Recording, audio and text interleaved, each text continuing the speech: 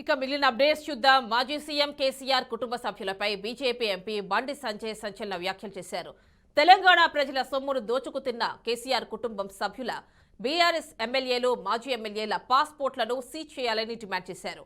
వారంతా దేశం విడిచిపోయే ప్రమాదం ఉందని ఆరోపించారు. బంగారు పళ్లెంలో పెట్టి తెలంగాణను అప్పగించామని బీఆర్ఎస్ నేతలు చెప్పడం సిగ్గుచేటన్నారు. కేసీఆర్ కుటుంబ సభ్యులు, బీఆర్ఎస్ పార్టీ నుంచి ఓడిపోయిన మాజీ ఎమ్మెల్యేలు, మాజీ మంత్రులు అందరి పాస్పోర్ట్ సీజ్ చేయాలి. ఫస్ట్ ఇక దొంగలు వాళ్ళు ఇప్పుడు మళ్ళీ ఎంక్వైరీ స్టార్ట్ చేస్తే ఏం చేస్తున్నారు? పారిపోతారు. వాళ్ళని బిత్తర అడ్డు పెట్టుకున్నారు. పార్టీ కేసీఆర్ తప్ప మీదంతా పారిపోతున్నారు. వాళ్ళ పాస్పోర్ట్ అని సీజ్ చేయాలి. ఫస్ట్ నేను చెప్పాను, సర్వేలు అన్నీ చెప్తాయి మనకి. మరి తెలంగాణ రాష్ట్రంలో కూడా 50% ఎంపీకి ఇలా బీఆర్ఎస్ పార్టీ అనేది ఉండదు. రాసిపెట్టుకోరు. బీఆర్ఎస్ పార్టీ అనేది ఉండదు.